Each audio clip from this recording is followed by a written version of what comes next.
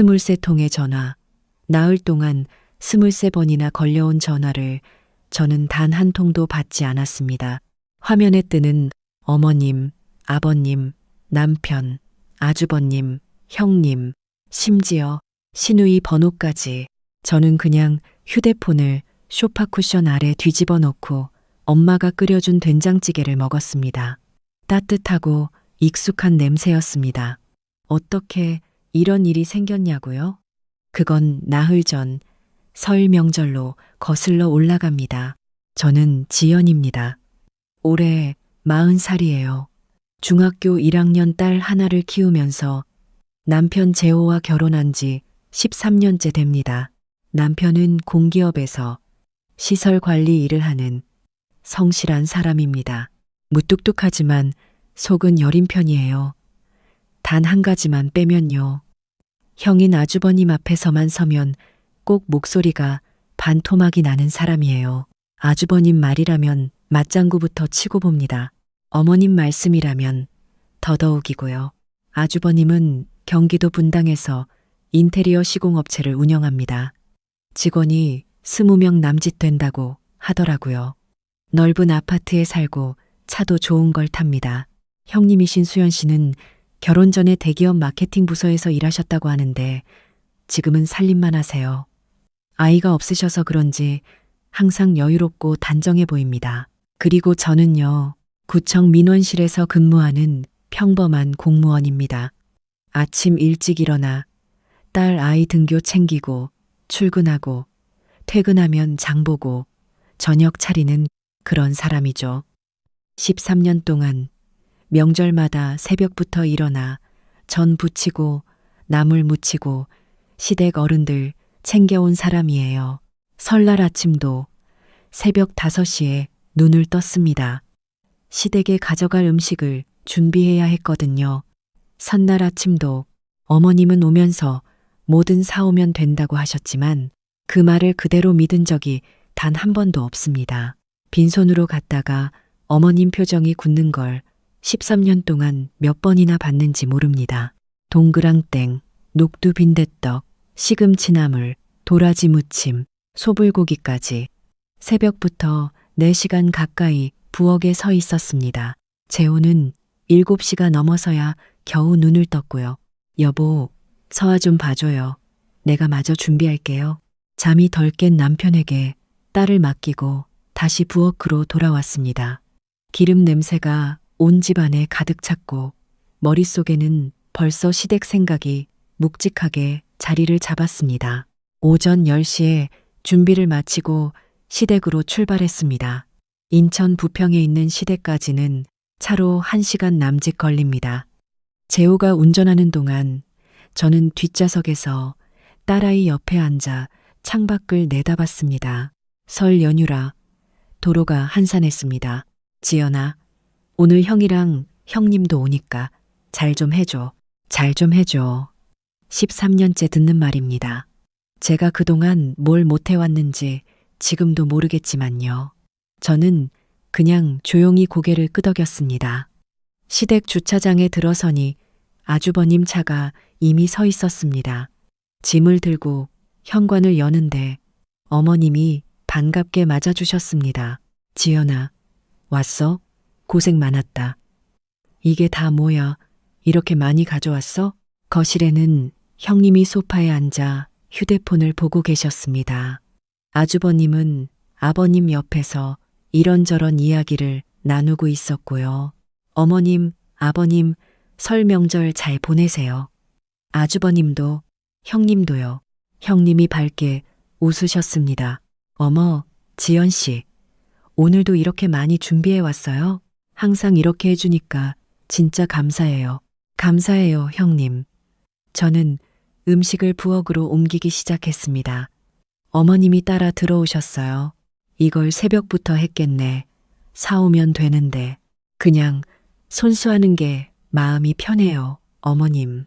그러는 사이 형님은 거실에서 아주버님과 담소를 이어가셨습니다. 어머님이 한번 부엌 쪽을 돌아보며 부르셨지만 형님은 밝은 목소리로 대답하셨어요. 어머님, 저 오늘 오면서 허리를 좀 삐끗한 것 같아서요. 지연 씨가 잘하시잖아요. 저는 그냥 웃으며 손을 계속 움직였습니다. 13년 동안 익숙해진 풍경이었으니까요. 2시간 뒤 상이 차려졌습니다. 온 가족이 둘러앉았습니다.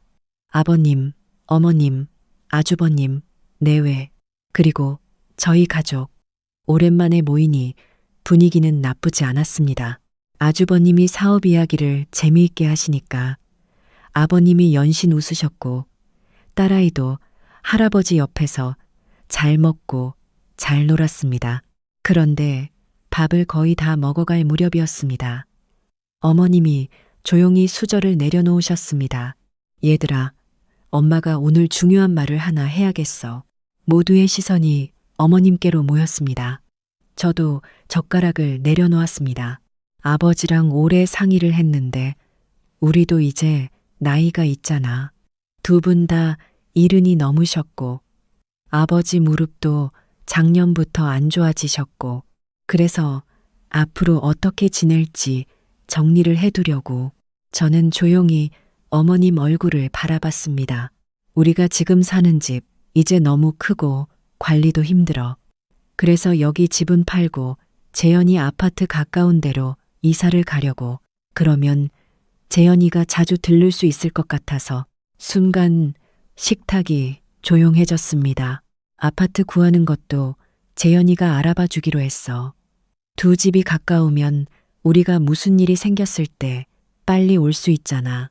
그리고 앞으로 병원 모시는 것, 장 봐드리는 것, 이런 건 지연이가 계속 해줬으면 해. 지연이가 워낙 꼼꼼하고 믿을 수 있으니까. 저는 천천히 고개를 들었습니다. 어머님, 그러면 아주버님 댁 가까이 이사 가시는 거잖아요.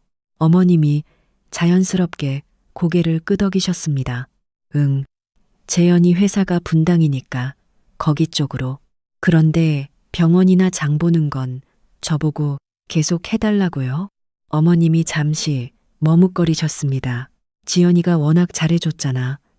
그리고 재현이는 회사 일이 바빠서 재호가 젓가락을 살며시 내려놓는 소리가 들렸습니다.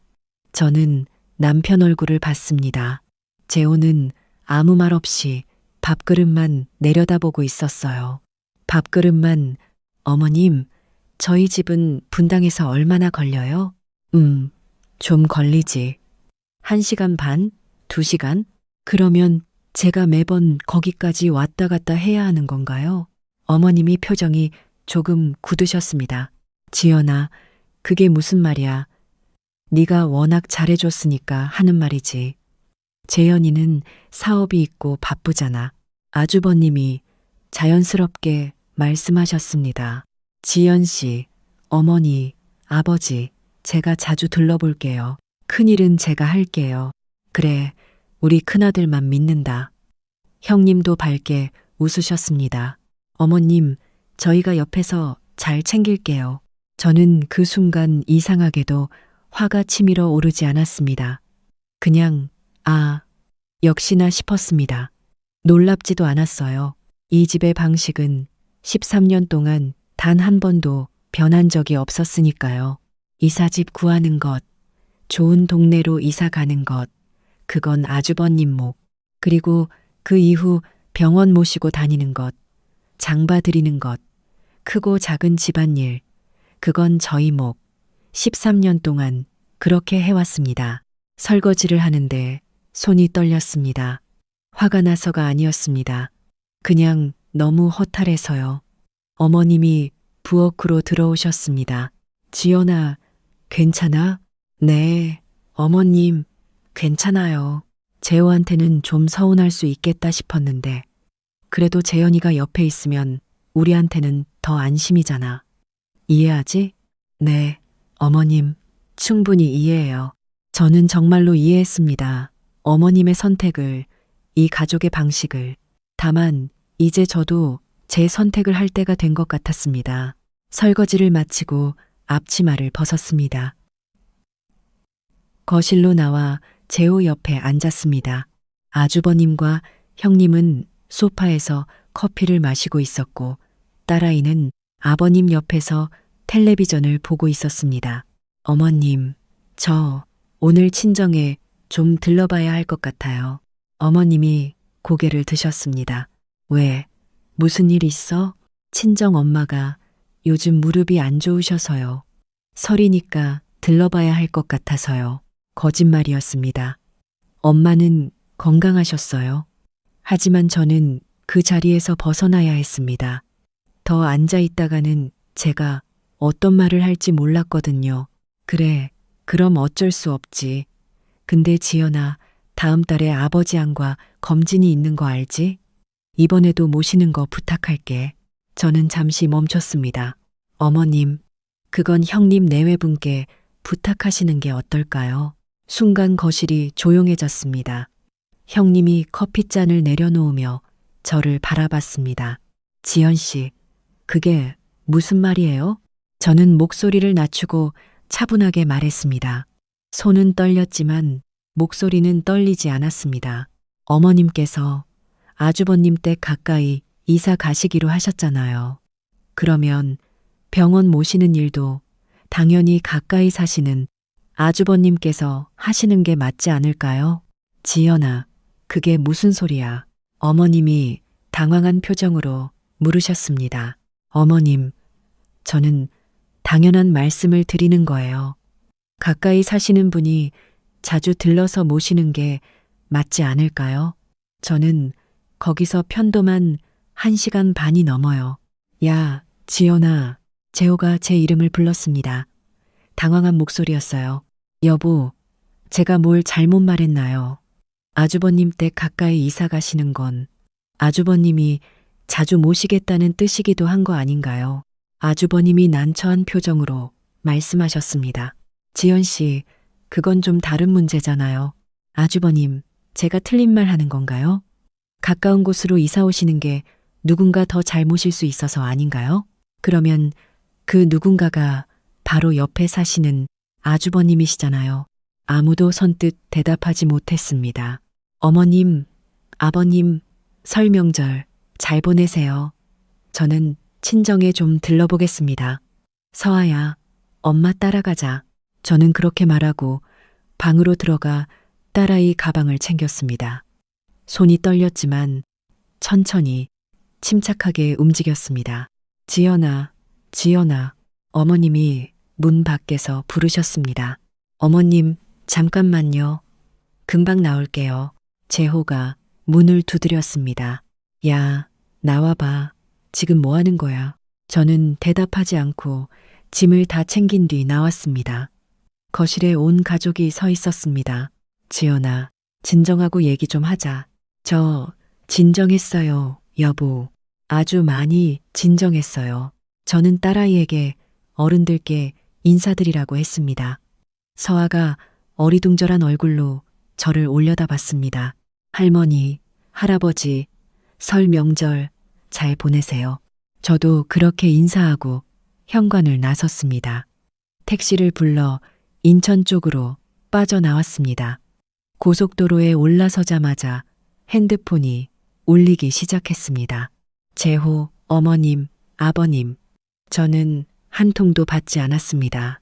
엄마, 괜찮아? 응, 괜찮아. 엄마 친정할머니 보러 가는 거야. 딸아이는 더 묻지 않고 창밖을 내다봤습니다. 영리한 아이입니다. 부평에 있는 친정에 도착해서 엄마 얼굴을 보자마자 눈물이 터졌습니다. 엄마, 어머, 우리 딸, 무슨 일이야? 엄마가 저를 꼭 안아주셨습니다. 그 품에서 한참을 울었습니다. 서아는 옆에서 말없이 제 손을 꼭 잡아주었고요. 그날 밤 엄마한테 모든 이야기를 했습니다. 이사 이야기, 병원 이야기, 13년 동안 쌓인 모든 것들. 엄마, 내가 너무한 거야? 아니야. 넌 당연한 걸 말한 거야. 엄마가 보기엔 네가 너무 오래 참았어. 근데 나도 잘 모르겠어. 화가 나는 건지 서러운 건지 아니면 그냥 지친 건지. 셋다겠지, 우리 딸. 착한 것도 좋지만 수정아, 아니 지연아, 네 목소리를 낼 줄 알아야 해. 다 받아줄 것처럼 있으면 다들 그게 당연한 줄 알아. 그날 밤 오랜만에 깊이 잠들었습니다.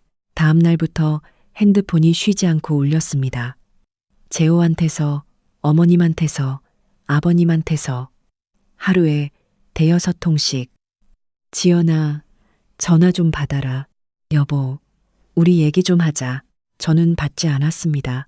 문자는 확인했지만 답장은 하지 않았습니다. 이틀째 되던 날 형님한테서 문자가 왔습니다. 지연 씨, 너무 예민하게 받아들인 거 아니에요? 가족끼리 이럴 필요 없잖아요. 저는 쓴웃음이 났습니다. 병원 모시는 건 가족이 아니고 오해 풀 땐 가족이군요. 가족이 사흘째 되던 날 재호가 부평까지 내려왔습니다. 지연아, 얘기 좀 하자. 여보, 저 지금 엄마 모시느라 바빠요. 지연아, 미안해. 내가 그때 말을 했어야 했는데 여보가 뭘 잘못했어요? 어머님 결정을 존중하신 거잖아요. 나도 억울해. 나도 아들인데, 형이랑 똑같은 아들인데. 재호의 목소리가 떨렸습니다. 13년 만에 처음 듣는 목소리였습니다. 여보, 억울하면 어머님한테 직접 말씀드렸어야죠. 제가 말하는 게 아니라. 미안해. 정말 미안해. 지연아. 여보, 사과는 필요 없어요. 잘못한 거 없어요. 다만 이제부터는 달라져야 할 것 같아요. 여보도 저도. 재호는 그날 서울로 돌아갔습니다. 나흘째 되던 날 아침 낯선 번호로 전화가 왔습니다. 받지 않으려다가 모르는 번호라 혹시 싶어 받았습니다. 지연 씨, 아주버님이었습니다. 네, 아주버님. 저는 조용히 대답했습니다.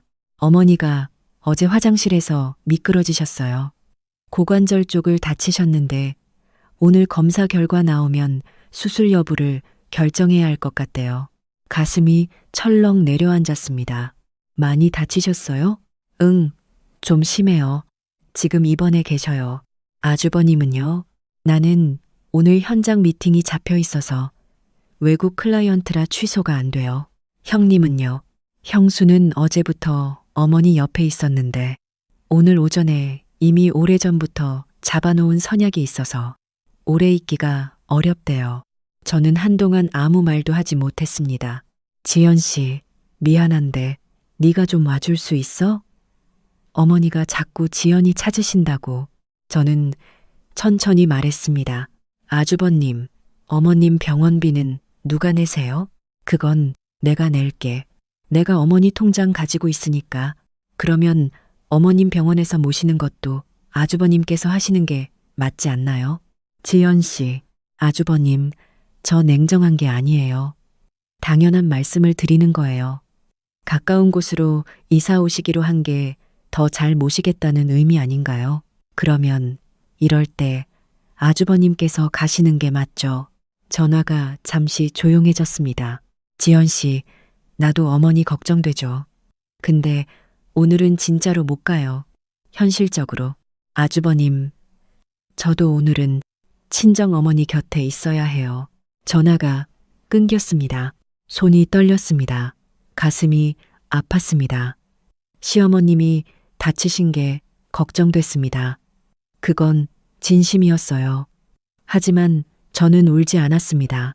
지금 제가 흔들리면 아무것도 바뀌지 않는다는 걸 알고 있었습니다. 2시간쯤 뒤 형님한테서 전화가 왔습니다.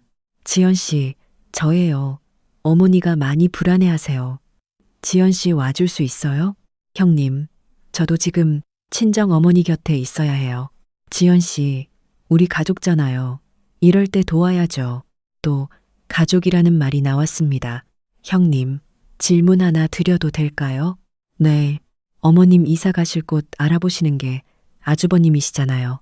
병원비도 아주버님이 내시고요. 그러면 어머님 곁에서 모시는 것도 당연히 아주버님 댁에서 하시는 게 맞지 않나요? 지연 씨, 그건 좀 다르잖아요. 저희는 지금 사정이 있고 형님도 사정이 있으시고 저도 사정이 있어요. 그런데 왜 제가 가야 하죠? 지연 씨는 시간이 좀 더 여유롭잖아요. 형님, 저 구청 민원실 공무원이에요. 연휴라 쉬는 거지. 평일엔 형님보다 바빠요. 그리고 형님은 평소에도 시간 여유가 있으시잖아요. 전화 넘어가 조용해졌습니다. 지연 씨, 진짜 이러실 거예요? 형님, 제가 이상한 말 하는 게 아니에요. 권리를 누리시면 책임도 지셔야죠. 가까이 사시는 분이 가까이서 모시는 게 당연한 거 아닌가요? 너무하시네요. 정말. 형님, 너무한 건 설날 이사 이야기 하실 때 저희는 없으시다가 이럴 때만 가족이라고 하시는 게 아닐까요? 전화가 끊겼습니다. 그날 저녁 재호한테서 전화가 왔습니다. 지연아, 형이 화가 많이 났어. 네가 너무 이기적이래. 어머니가 아프신데 어떻게 그럴 수 있냐고. 여보는 어떻게 생각해요? 재호가 잠시 침묵했습니다. 나는 네 말이 맞다고 생각해. 그럼요. 근데 어머니가 아프시잖아. 여보, 제가 어머님 아프신 게 좋은 사람인 줄 알아요? 저도 걱정돼요. 빨리 나으셨으면 좋겠어요. 진심이에요. 그럼 와줄 수 있어? 여보, 아주버님한테 물어봐요. 분당 가까이 이사 무시는 거 다시 생각해 보시겠냐고. 저희 집이랑 공평하게 같은 거리에서 지내시겠다고 하시면 제가 당장 올라갈게요. 형이 그런 말 안 할 것 같은데. 그러면 형님 댁에서 모셔야죠.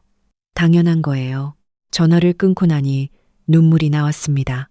하지만 후회는 없었습니다. 엄마가 등을 쓸어주셨습니다. 우리 딸 잘하고 있어. 5째 되던 날 아침 아버님한테서 직접 전화가 왔습니다.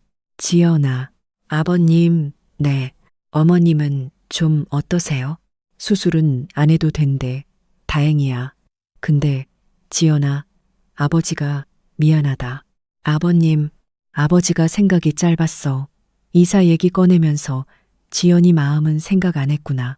재연이 집 가까이 가면 편하겠다고만 생각했지. 그게 지연이한테 짐이 된다는 걸 몰랐어. 아버님 목소리가 낮게 가라앉았습니다.